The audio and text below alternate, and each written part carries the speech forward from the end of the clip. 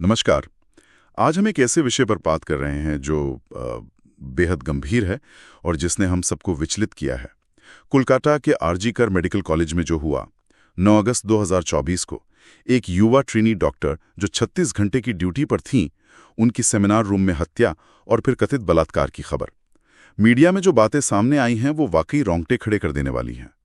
मामला अब सीबीआई के पास है और इस घटना के बाद हमने देखा पूरे देश में डॉक्टरों ने, छात्रों ने, सिविल सोसाइटी ग्रुप्स ने विरोध प्रदर्शन किए। 15 अगस्त को अस्पताल में तोड़फोड़ भी हुई और फिर इंडियन मेडिकल एसोसिएशन ने 17 अगस्त को देशव्यापी हड़ताल भी की। तो सवाल ये है कि क्या ये सिर्फ एक भयानक अपराध है या ये किसी बड़ी गहरी समस्या की तरफ इशारा कर रहा है? हाँ, ये निश्चित रूप से एक बहुत बड़ी और गहरी समस्या का लक्षण है।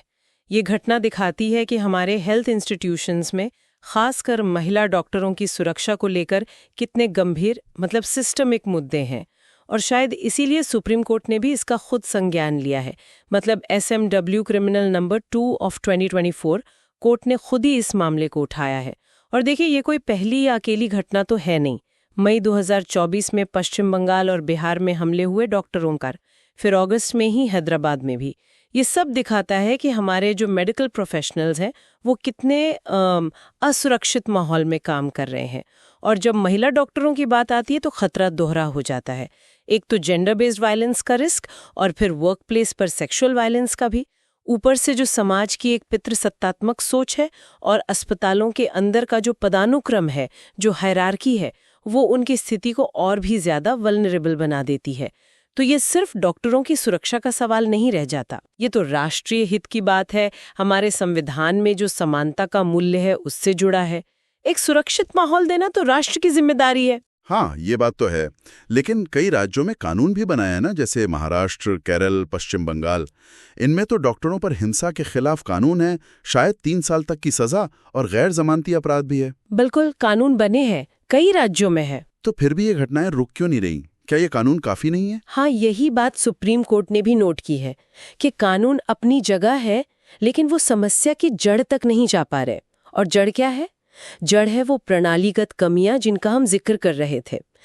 आप सोचिए, डॉक्टरों के लिए ढंग की आराम करने की जगह नहीं है। खासकर महिला डॉक्टरों के लिए अलग सुरक्षित कमरों की भारी कमी है।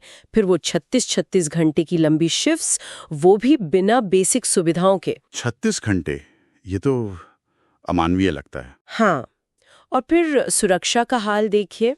सिक्योरिटी गार्ड्स की कमी, अस्पतालों में कोई भी आसानी से आ जा सकता है, एक्सेस कंट्रोल नहीं है, एंट्री पर कोई हथियारों की स्क्रीनिंग नहीं होती, अंदर ठीक से रोशनी नहीं, टॉयलेट्स पर्याप्त नहीं है, सीसीटीवी कैमरा या तो हैं ही नहीं या फिर काम नहीं कर रहे हैं। और इन सब के ऊपर एक और बोझ है डॉक्टरों पर, न सिर्फ मरीजों का इलाज करना, बल्कि उनके जो दुखी परेशान रिश्तेदार होते हैं उनकी भावनाओं को भी संभालना।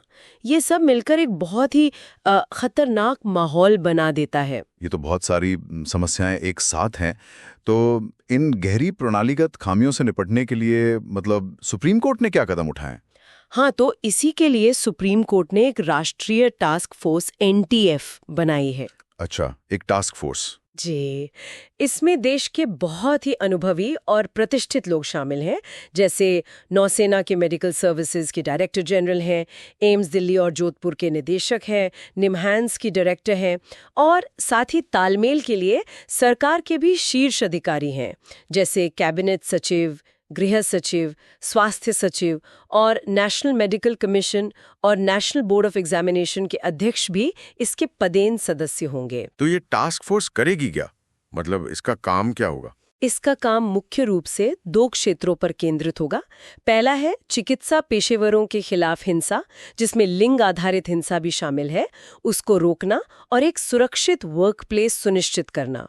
इसमें क्या क्या आएगा, जैसे सुरक्षा बढ़ाना, इंफ्रास्ट्रक्चर सुधारना, अलग rest room, biometric access control, ज्यादा और चालू सीसीटीवी कैमरे, बेहतर लाइटिंग, लेट नाइट ड्यूटी के लिए सुरक्षित ट्रांसपोर्ट की व्यवस्था, और एक महत्वपूर्ण बात, जो शोक संतप्त लोग होते हैं उनसे डील करने के लिए सोशल वर्कर्स की नियुक्ति और डॉक्टरों को ट्रेनिंग देना। हाँ, ये जरूरी है। बिल्कुल। इसके अलावा कर्मचारी सुरक्षा समितियां बनाना और अस्पतालों में पुलिस चौकी की संभावना पर भी विचार करना इसमें शामिल है। और दूसरा क्षेत्र? दूसरा फोकस है यौन हिंसा की रोकथाम पर।